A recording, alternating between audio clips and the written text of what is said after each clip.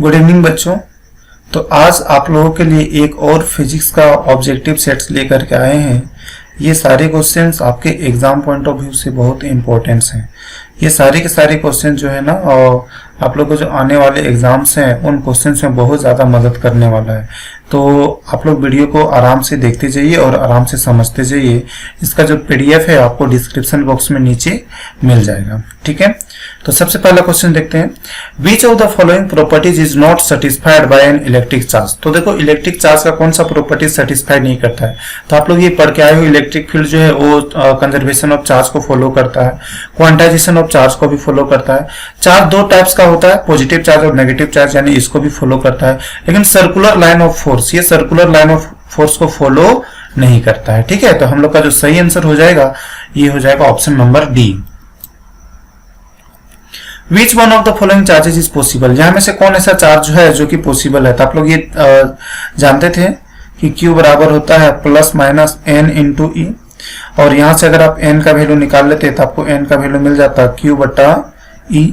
अब देखिए अगर इस n का वैल्यू आपको इंटीजर मिल गया, इंटीजर मतलब 1 2 3 इस तरीके से आपको अगर वैल्यू मिलता है तो चार्ज पॉसिबल है। और अगर n का वैल्यू इंटीजर में नहीं आया, फ्रैक्शंस में आ गया, तो वो पॉसिबल नहीं है। तो आप यहां से बारी बारी से चेक करना और इस n का वैल्यू निकालना, ठीक है।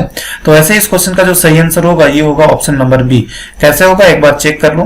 तो यहाँ पे 3.2 into 10 to the power minus 18 charge आपको दे करके रखा है।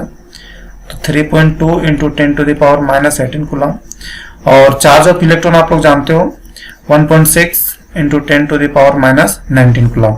तो अगर आप यहाँ से n का वैल्यू निकालना चाहते हैं तो n बराबर आपको मिल जाता है Q बटा E, और Q का वैल्यू पुट कर दो 3.2 into 10 to the power minus 18 by 1.6 into 10 to the power minus 19। ये 16 को इसके साथ आप कैंसिल करेंगे तो दो बार में कट जाएगा। जब 10 के पावर 19 ऊपर चला जाएगा तो ये माइनस 19 है ना, ऊपर जाकर के प्लस 19 हो जाएगा। तो 2 into 10 to the power minus 18 into 10 to the power 19। आप इसको पावर को ऐड कर दीजिए तो ये आ जाएगा पावर आपका 10 का पावर आ जाएगा प्लस 1, ठीक है। तो 2 इंटू 10 यानी 20, यानी कि टोटल 20 इलेक्ट्रॉन्स में आपको मिल जाएगा 3.2 into 10 to the power minus 18 coulomb charge, ठीक है। तो ये सही है option number B. If a charge on a body is 1 Newton coulomb, then how many electrons are present on the body, ठीक है। ये भी बिल्कुल वही जैसा पिछला क्वेश्चन था वैसे ये भी बनेगा। कोई आपके पास एक चार्ज दे के रखा है और चार्ज का वैल्यू दे के रखा है 1 न्यूटन कूलम नहीं, ये नैनो कूलम है। हाँ 1 नैनो कूलम, और 1 नैनो कूलम मतलब जानते हो 10 टू द पावर ये आपका आ जाता है 10 टू द पावर माइनस 9, ठीक है। तो 1 into 10 to the power minus 9 coulomb ये चार्ज दे करके रखा है। तो पूछ रहा है कि इतना चार्ज यानी कि 1 into 10 to the power minus 9 coulomb का चार्ज किसी बॉडी पर प्रेजेंट है, ठीक है। तो इसके लिए कितने नंबर ऑफ इलेक्ट्रॉन्स प्रेजेंट होगा उस बॉडी में। तो आप लोग फॉर्मूला जानते हो Q बराबर N इंटू E, ठीक है। नंबर ऑफ इलेक्ट्रॉन्स आपको फाइंड करना है तो N निकालना है, N बराबर Q बाई E, ठीक है। आप इसको कैलकुलेशंस करना। देखो हम यहाँ पे ऑलरेडी आपके लिए कैलकुलेट करके रखे हैं। तो यहाँ पे देखो ऊपर में चार्ज का वैल्यू पुट कर दिए, ये आपका आ गया है, ऊपर में Q है और नीचे E है, ठीक है। तो N बराबर Q बाई E, और Q का value 1 into 10 to the power minus 9, और ये जो नीचे देख पा रहे हो चार्ज ऑफ इलेक्ट्रॉन का चार्ज दिया हुआ है 1.6 into 10 to the power minus 19 coulomb, ठीक। अब यहाँ से हम लोग क्या किए कि 10 टू द पावर माइनस 19 को ऊपर लेके गए। तो जब ऊपर लेके गए तो ये 10 टू द पावर माइनस 19 ऊपर जाकर के प्लस हो गया, प्लस 19। हाँ, और जब आप इसको कैलकुलेट कर लेंगे तो ये 19 में 9 घट जाएगा तो आपको मिल जाएगा 10 टू द पावर 10, ठीक है।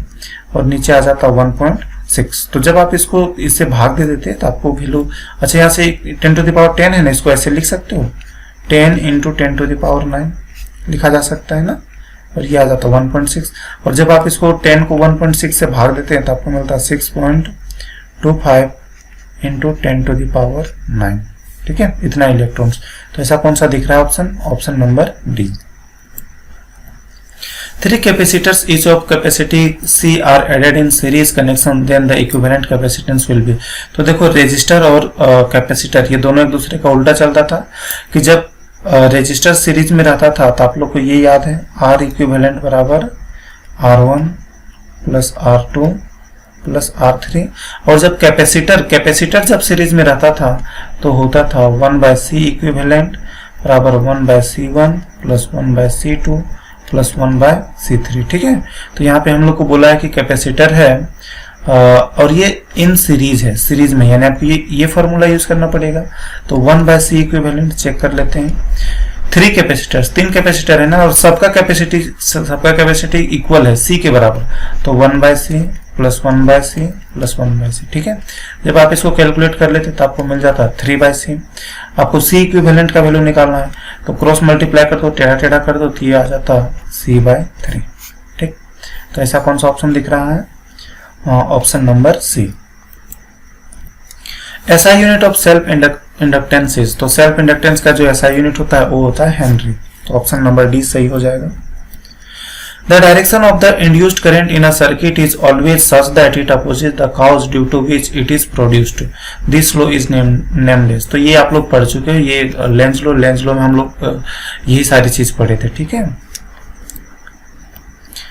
The electric flux in Newton meter 2 per coulomb for Gaussian surface that encloses the 3 charged particle in free space is given by इतना। ठीक है, तो आपसे क्या पूछ रहा है? द इलेक्ट्रिक फ्लक्स कितना होगा किसी गॉसियन सरफेस में जो कितना चार्ज इनक्लोज करके रखा है, Q1 Q2 Q3। जिससे लेट से कि ये गॉसियन सरफेस है, हाँ ये गॉसियन सरफेस है, इस गॉसियन सरफेस के अंदर चार्ज है Q1 का वैल्यू दे के रखा है -14 और नैनो कूलम, और इसी के अंदर किसी पॉइंट पर ये चार्ज है Q2 और Q2 का वैल्यू दे करके रखा है 78.85 नैनो कूलम, और Q3 कोई चार्ज होगा किसी जगह पे Q3 जिसका वैल्यू दे करके रखा है -56 नैनो कूलम। ठीक, आप ऐसा करो, देख लो, आप लोग ये गॉस लॉ पढ़ चुके हो कि गॉस लॉ बोलता था जो इलेक्ट्रिक फ्लक्स होता था, वो होता था Q/ε0 के बराबर। ठीक, तो यहाँ पे ये गॉसियन सरफेस के द्वारा टोटल चार्ज कितना इनक्लोज्ड किया गया है, तो आप ये सारे वैल्यू को जोड़ देना। यानी कि अगर आप जोड़ते हैं -14 नैनो कूलम, ठीक है, और प्लस 78.85 नैनो कूलम, और यहाँ पे माइनस है। ठीक है, तो ये आ जाता इस जगह पे माइनस, यहाँ पे माइनस कर दीजिए, -56 नैनो कूलम। ठीक है, ये सारे चार्ज को जोड़ते हैं ना तो आपको वैल्यू आ जाएगा 8.85, ठीक, इंटू 10⁻⁹, यानी टोटल जो चार्ज आ गया 8.85 इंटू 10⁻⁹। तो हम लोग लिख लें ये -9 क्यों आया? देखो नैनो कूलम में दिया हुआ था, 1 नैनो कूलम जो होता है वो 10⁻⁹ कूलम के बराबर होता है। तो ये सारे को जोड़े थे तो 8.85 आया था, और नैनो कूलम में दिया था तो कूलम में बदलने के लिए 10⁻⁹ से गुना कर दिए तो इतना चार्ज आ गया। ठीक है, अब आप यहाँ पे वैल्यू पुट कर दो कि इलेक्ट्रिक फ्लक्स का वैल्यू था चार्ज बटा ε0, तो चार्ज का वैल्यू आ चुका है 8.85 इंटू 10⁻⁹ बटा ε0 का वैल्यू आप लोग जानते हो 8.85 इंटू 10⁻⁻²। तो 8.85 के साथ ये 8.85 कट जाएगा, ये अगर 10⁻⁻² ऊपर चला जाता तो प्लस हो जाता 10⁻+12 और 10⁻⁹। ये पावर आप जोड़ देते तो आ जाता 10⁻3।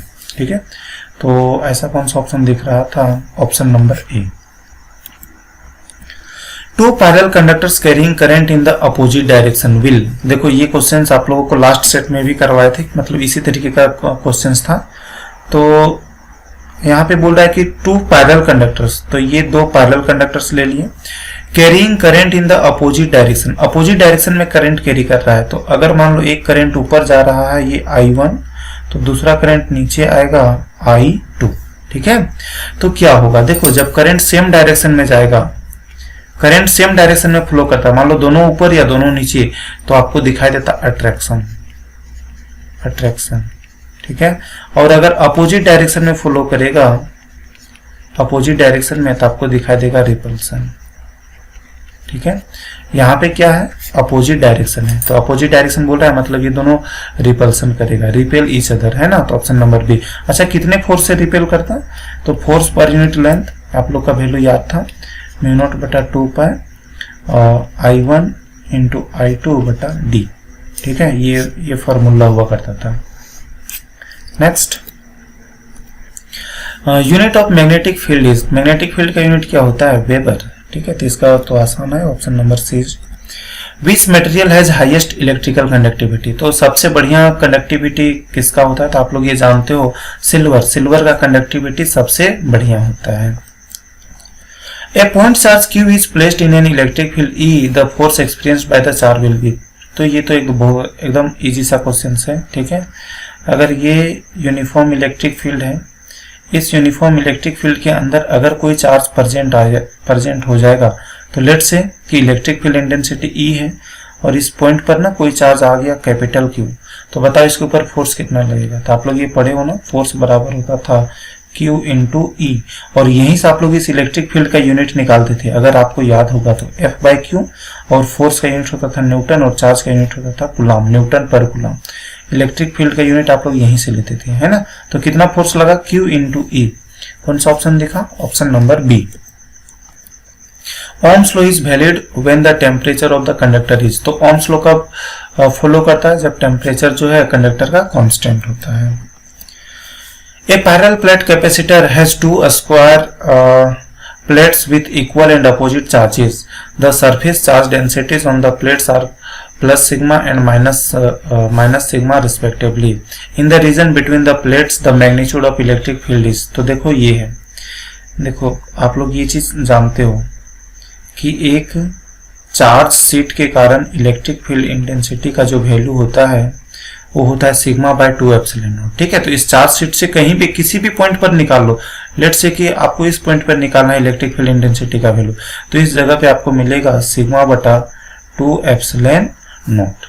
ठीक है, और अगर ये नेगेटिव चार्ज शीट रहता तो यहाँ पे आ जाता माइनस सिग्मा बटा 2 एप्सिलॉन नॉट। ठीक, तो यहीं से क्वेश्चन पूछ रहा है। तो देखो थोड़ा सा इस जगह पे, तो इस जगह पे हम लोग फिगर ड्रॉ कर लेते हैं।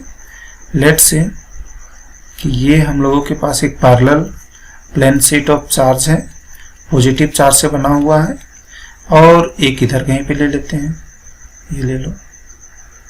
ठीक है, और ये वाला नेगेटिव से बना हुआ है।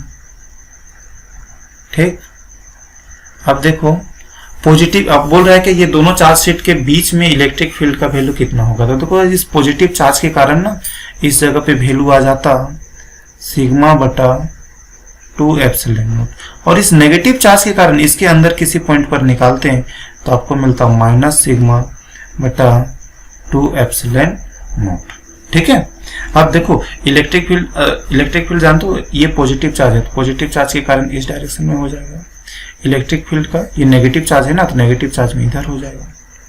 तो नेट इलेक्ट्रिक फील्ड कैसा होगा, तो दोनों का प्लस हो जाएगा। तो आप लोग दोनों को प्लस करेंगे, तो जब दोनों को प्लस करेंगे तो आपको वैल्यू 0 नहीं मिलेगा। ठीक है, पॉजिटिव चार्ज के कारण इधर, और नेगेटिव चार्ज के कारण एक्चुअली पॉजिटिव से नेगेटिव यही डायरेक्शन में जाना चाहिए, दोनों सेम डायरेक्शन में जाएगा। हाँ, तो आप लोग प्लस कर लेना, तो आप लोग प्लस करेंगे, प्लस करने के बाद क्या मिलेगा, तो प्लस करने के बाद जो आपको वैल्यू मिल जाएगा सिग्मा बाय 2 एप्सिलॉन नॉट, और ये यहाँ पे एक नेगेटिव का साइन दिया हुआ है, और ये माइनस सिग्मा बटा 2 एप्सिलॉन नॉट।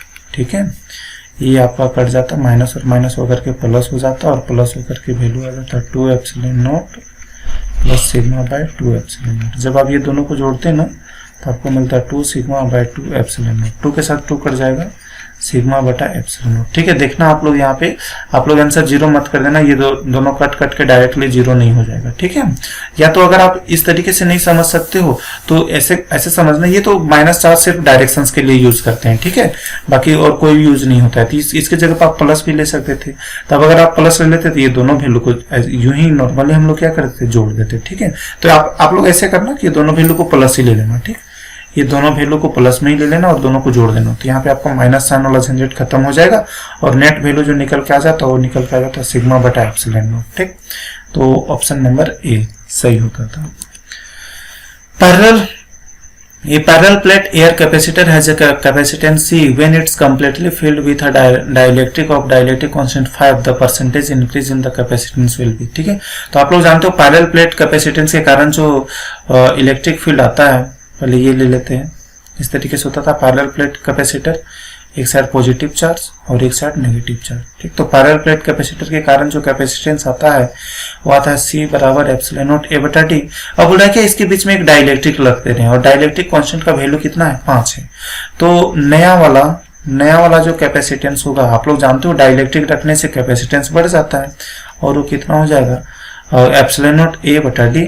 और यहाँ पे डाइलेक्ट्रिक कांस्टेंट का वैल्यू दिया हुआ है 5 है, तो K की जगह पे 5 पुट कर दो, 5 इंटू एप्सिलॉन नॉट A बटा D। ठीक है, तो देखो पहले कितना था, पहले था एप्सिलॉन नॉट A बटा D, अब कितना हो गया 5 एप्सिलॉन नॉट A बटा D। तो इंक्रीज कितना किया हुआ है, देखो हम लोग यहाँ पे क्वेश्चन पूछा था परसेंट इंक्रीज। ठीक है, परसेंट इंक्रीज, तो परसेंट इंक्रीज कैसे निकालेंगे कि बढ़ा कितना है, पहले एप्सिलॉन नॉट A बटा D था, अब हो गया 5 एप्सिलॉन नॉट A बटा D।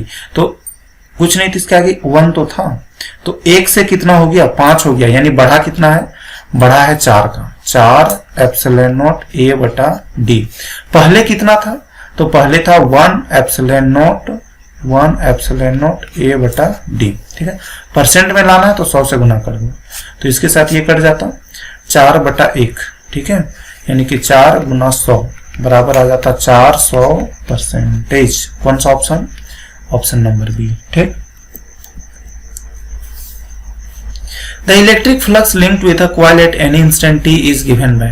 ठीक है, तो ये इलेक्ट्रिक फ्लक्स दे करके रखा है, देखो इलेक्ट्रिक फ्लक्स का वैल्यू कितना दे के रखा है, 10t² माइनस 50t प्लस 250। ठीक है, the induced EMF at 3 second, जब बोला है टाइम का वैल्यू कितना हो 3 सेकेंड हो तो EMF कितना इंड्यूस होगा, तो आप लोग जानते हो ना ये फॉर्मूला, EMF इंड्यूस बराबर negative of d phi by dt। ठीक है, तो नेगेटिव ऑफ d फाई का वैल्यू पुट कर दो, t 10t² minus 50t plus 250 divided बटा dt। ठीक है, तो इसको डिफरेंशिएट आप लोग कीजिए, तो आप लोग डिफरेंशिएट करेंगे तो 10t² का, तो 10t² का डिफरेंशिएशन कितना हो जाता है 10 गुना 2, यानी आ जाता 20t। ठीक है, माइनस 50 इंटू टी का इसका आ जाता 50। ठीक है, ये 250 तो कांस्टेंट है, कांस्टेंट का डिफरेंशिएशन नहीं होगा, तो इतना आ जाता है। ठीक है, अब बोल रहा है क्या, at t equal to 3 second, यानी टाइम का वैल्यू कितना है 3 है, तो EMF कितना होगा, तो चेक कर लेते हैं, तो माइनस 20 इंटू टी का वैल्यू 3 पुट कर दो, तो माइनस 50। ठीक है, तो ये निकल के आएगा 20 गुना 3, तो ये 60 माइनस 50। ठीक, तो 60 में 50 अगर घट जाएगा तो 10 हो जाएगा। ठीक है, तो ये हो जाएगा माइनस 10 वोल्ट। कौन सा ऑप्शन ऐसा दिखा, option number C. The Kirchhoff's first law जिसमें summation of current equal to 0 पढ़े थे, एंड सेकंड लॉ जिसमें हम लोग पढ़े थे समेशन ऑफ वोल्टेज यानी I इंटू आर बराबर E होता था। ठीक है, where the symbols have their usual meaning, यानी कि देखो आपको ये बोल रहा है कि भाई किरचॉफ्स लॉ हम लोग ऐसा पढ़े थे, summation of current equal to 0 और summation of I into R. ठीक है, बराबर यहाँ EMF बोला है, EMF के बराबर होता था, या तो हम लोग ये चीज पढ़े थे summation of voltage, summation of voltage equal to 0। ठीक है, ये चीज हम लोग पढ़े हुए थे। तो यहाँ पे आसान भाषा में ये बोलना चाह रहा है कि भाई ये KCL का फर्स्ट लॉ है और ये जो देख रहे हो KCL का सेकंड लॉ है, किरचॉफ्स का करंट लॉ और किरचॉफ्स का वोल्टेज लॉ है। ठीक है, यानी कि किरचॉफ्स का ये सेकंड लॉ मिल जा रहा है। तो आपको क्या कर लेना है कि बताना है। ठीक है, बोला कि सिंबल्स का अपना अपना मीनिंग है, तो बता दो कि KCL किस पर आधारित है और KVL किस पर आधारित है। ठीक है, एक बार दोबारा सुनना है। यहाँ पे पूछ रहा है किरचॉफ्स का पहला लॉ और किरचॉफ्स का दूसरा लॉ किस पर आधारित है। तो हम लोग पढ़े थे किरचॉफ्स का पहला लॉ चार्ज पर आधारित होता था और किरचॉफ्स का जो दूसरा लॉ है वो एनर्जी पर आधारित होता था। ठीक, तो चेक कर लो ऐसा कौन सा ऑप्शन दिख रहा है। तो कंजर्वेशन ऑफ पहले चार्ज आना चाहिए, तो चार्ज देखो इसमें तो चार्ज आया है लेकिन यहाँ मोमेंटम आ गया, तो ये तो नहीं होगा, ये गलत हो गया। कंजर्वेशन ऑफ एनर्जी और कंजर्वेशन ऑफ चार्ज, नहीं पहले एनर्जी नहीं आएगा, पहले आएगा कंजर्वेशन ऑफ चार्ज, तो ये भी नहीं हो सकता। ये बोल रहा है option C conservation of momentum, नहीं ये भी नहीं हो सकता। तो बस एक ऑप्शन बच गया आपके पास, ऑप्शन नंबर डी, तो यही हो जाएगा इसका सही आंसर। ठीक है, The specific resistance of a rod of copper as compared to that of a thin wire of copper। देखो आप ये समझो स्पेसिफिक रेजिस्टेंस, स्पेसिफिक रेजिस्टेंस कहीं दूसरा नाम होता था रेसिस्टिविटी, आप लोग को याद है? Good, resistivity. और रेजिस्टिविटी ना मटेरियल का प्रॉपर्टीज होता है, ये मटेरियल के ऊपर डिपेंड करता है, ना तो इसको लेंथ से लेना देना है, ना थिकनेस से, ना टेम्परेचर से, ठीक है? तो इसको किसी से कोई लेना देना नहीं है। और तो यहाँ पे बोल रहा है कि आपके पास एक रड कॉपर का है जो मोटा सा है, और एक वायर जो है कॉपर का वो पतला सा है, दोनों में आप स्पेसिफिक रेजिस्टेंस तुलना कर लो। तो तुलना करने की कोई सवाल नहीं है, क्योंकि ये दोनों मटेरियल एक ही है, तो रेजिस्टेंस सेम होगा, मतलब स्पेसिफिक रेजिस्टेंस सेम होगा, ठीक। Next, a magnetic needle free to rotate in a vertical plane orients itself vertically at a certain place on the earth, what are the values of angle of dip at the place। ठीक है, तो देखो यहाँ पे vertical plane में बोल रहा है, ओरिएंट कर रहा है इटसेल्फ वर्टिकली, वर्टिकल ओरिएंट कर ले, वर्टिकली अपने आप को एडजस्ट कर रहा है। तो बोल रहा है कि बता दो उस जगह पे एंगल ऑफ डिप कितना होगा। तो angle of dip vertical, vertical मतलब कितना डिग्री? 90 डिग्री, ठीक है। The earth behave as a magnet with respect with magnetic field pointing approximately। ये हम लोग ऐसा क्वेश्चन पिछले क्लास में भी किए थे, जो अर्थ मैग्नेट की तरह बिहेव करता है, जिसका जो मैग्नेटिक फील्ड जो है वो किधर पॉइंट करता है? साउथ पोल से नॉर्थ पोल की ओर। ऐसा क्वेश्चन आप लोग ऑलरेडी कर चुके हो, ठीक है। The strength of the earth magnetic field is, ये भी क्वेश्चन आप लोग देख चुके हो। अर्थ का मैग्नेटिक फील्ड ना हर जगह पे अलग अलग होता है, किसी एक जगह पे मतलब एक पॉइंट से दूसरे पॉइंट में चले जाओ तो मैग्नेटिक फील्ड का वैल्यू चेंज कर जाएगा। और ऐसा ऑप्शन दिख रहा है, option number D, vary from place to place on the earth surface. The energy store per unit volume between two plates of a parallel plate capacitor will be, ठीक है। ये फॉर्मूला ये आप लोग कैलकुलेशंस भी किए हैं, तो इसका वैल्यू होता है एनर्जी स्टोर इन कैपेसिटर पर यूनिट वॉल्यूम, ठीक है, हाफ इंटू एप्सिलॉन नॉट और ई का स्क्वायर, ठीक है। तो यहाँ पे चेक कर लो ऐसा कौन सा, देखो यहाँ पे थोड़ा सा हम ऑप्शन ठीक से लिख नहीं पाए हैं, तो ये ऑप्शन नंबर ऐसे सी सही होगा, 1/2 गुना एप्सिलॉन नॉट, ठीक है। और यहाँ पे ये नहीं, सी नहीं होगा ना, ठीक है। यहाँ एप्सिलॉन नॉट का स्क्वायर आ गया था, ऑप्शन नंबर डी देखो 1/2 इंटू एप्सिलॉन नॉट और ई का स्क्वायर, ये E2 नहीं है, यहाँ पे ई का स्क्वायर होना चाहिए। तो देखो ना यहाँ पे आपके लिए लिखा हुआ है फॉर्मूला ये वाला, ठीक। Next, ratio between total intensity of magnetic field at equator to poles is, ठीक है। तो कहाँ पे मैग्नेटिक फील्ड एट इक्वेटर और पोल्स, इक्वेटर और पोल्स में जब आप इसका इंटेंसिटी का रेशियो देखते हैं तो आपको मिल जाता एक्चुअली, हाँ इक्वेटर और पोल्स में है ना, तो ये आपको मिल जाता ऑप्शन नंबर 1, ठीक है, 1:1। Which of the following velocities of the electron determines the current through the conductor? तो बोल रहा है कि which of the following velocity, कौन ऐसा वेलोसिटी है ऑफ द इलेक्ट्रॉन, इलेक्ट्रॉन का जो डिटरमाइन करता है the current flowing through the conductor. तो बोल रहा है देखो कंडक्टर है, कंडक्टर में कौन सा वेलोसिटी डिटरमाइन करेगा जिसके कारण कि यहाँ पे करंट बनेगा। तो देखो ये ड्रिफ्ट वेलोसिटी, ड्रिफ्ट वेलोसिटी के कारण भी करंट बनता है, हम लोग देखे हैं। थर्मल वेलोसिटी के कारण भी करंट बनता है, यानी ये भी सही है। यानी जब ऑप्शन ए और ऑप्शन बी दोनों सही है तो इस क्वेश्चन का सही आंसर हो जाएगा ऑप्शन नंबर सी, यानी both A and B. Next देखेंगे, copper and germanium are cooled from 50 degree Celsius to temperature 20 degree Celsius. देखो पहले आप यहाँ पे समझ लो, आप लोग ये चीज जानते हो कंडक्टर के लिए और इंसुलेटर के लिए।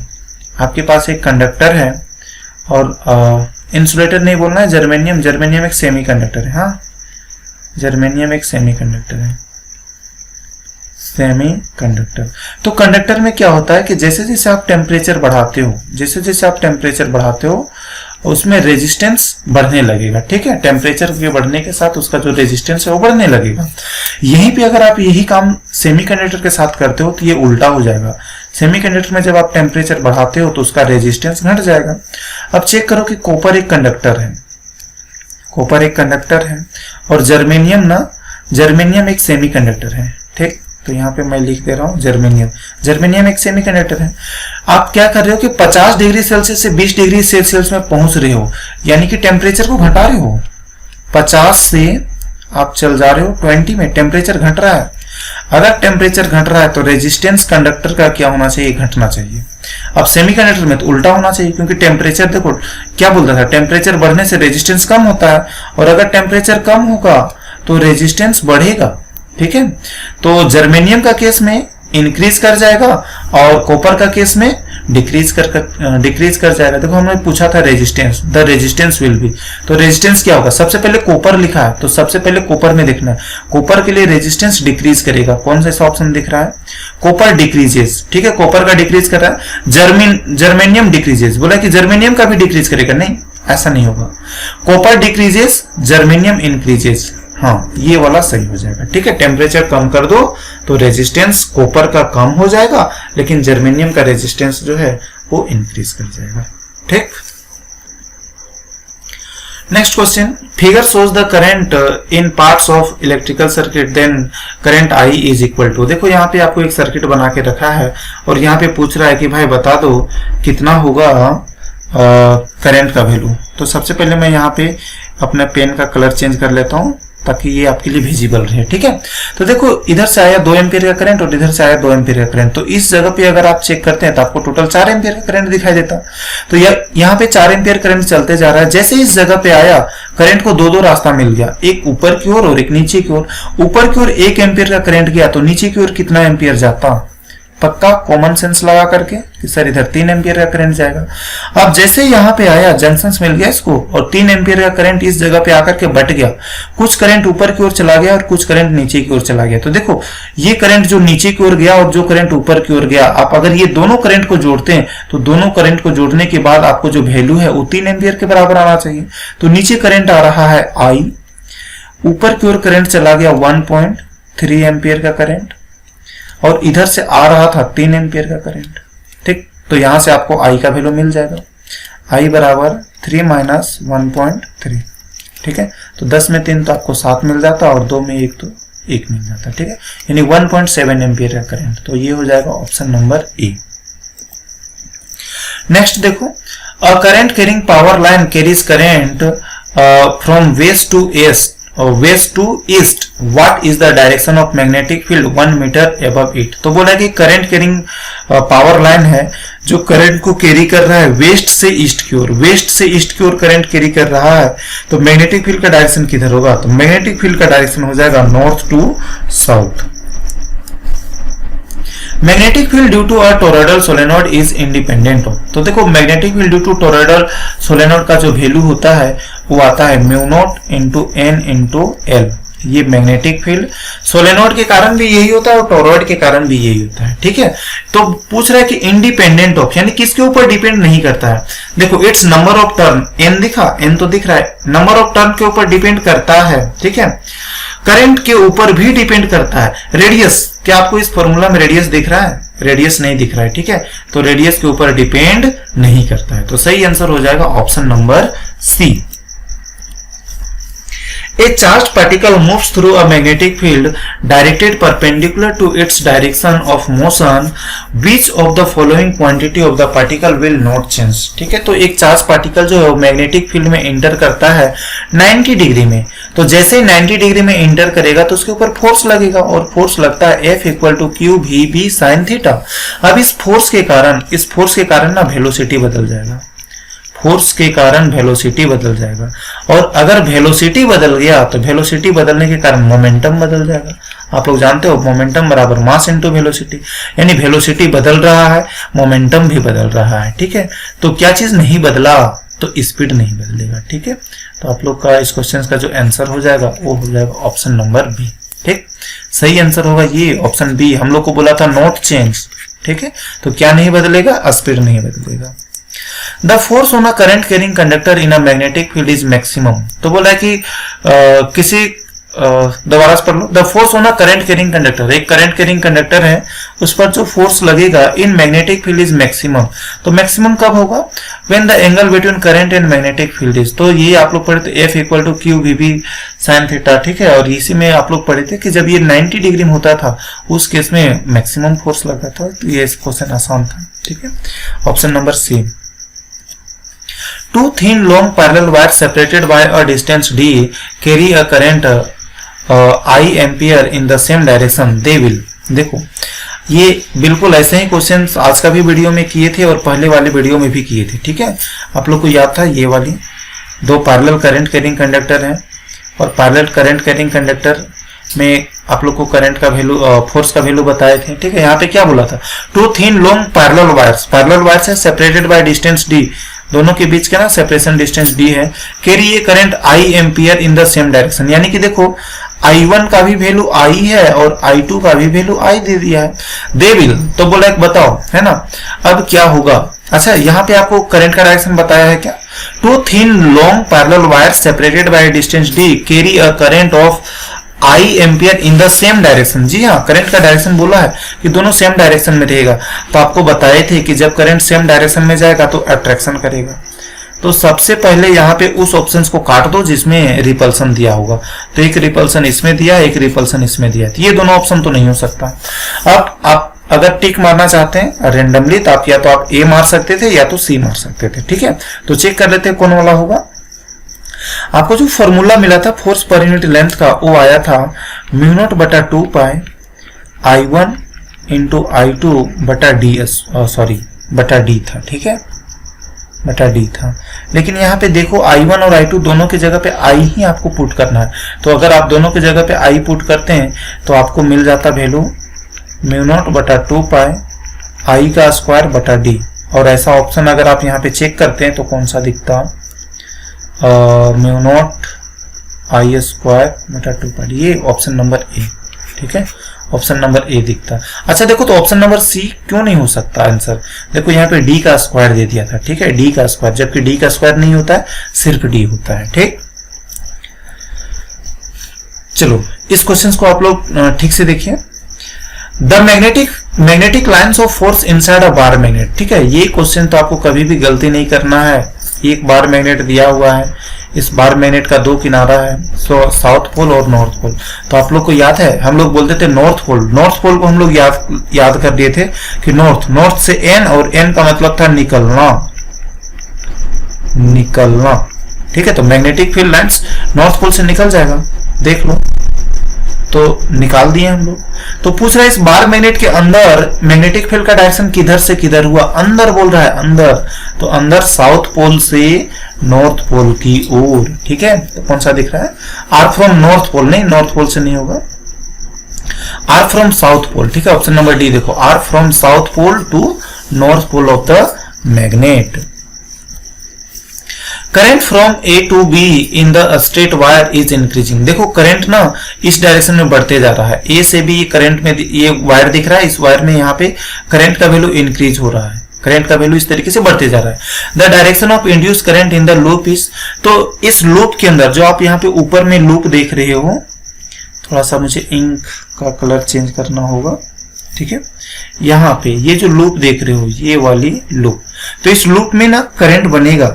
तो इस करंट यहाँ पे जो इंड्यूस्ड करंट होगा वो इंड्यूस्ड करंट कौन से डायरेक्शन में जाएगा, तो इंड्यूस्ड करंट जाएगा एंटी क्लॉकवाइज डायरेक्शन में, ऑप्शन नंबर बी, ठीक है। अगला क्वेश्चन देखते हैं। तो ये बोल रहा है आपसे कि if number of turns in primary and secondary coil is increase to 2 times the mutual inductance, ठीक है। तो बोल रहा है कि मान लो हम प्राइमरी कॉइल और सेकेंडरी कॉइल दोनों में ही हम लोग नंबर ऑफ टर्न को डबल कर देते हैं। तो म्यूचुअल इंडक्टेंस का फॉर्मूला ये वाला होता है mu naught N1 N2 into A divided बटा एल, ठीक है। आपको बोला कि N1 का वैल्यू हम डबल कर दे रहे हैं, ठीक है, 2N1 कर दे रहे हैं, और N2 का जो वैल्यू है ना वो भी डबल कर दे रहे हैं, 2N2 कर दे रहे हैं।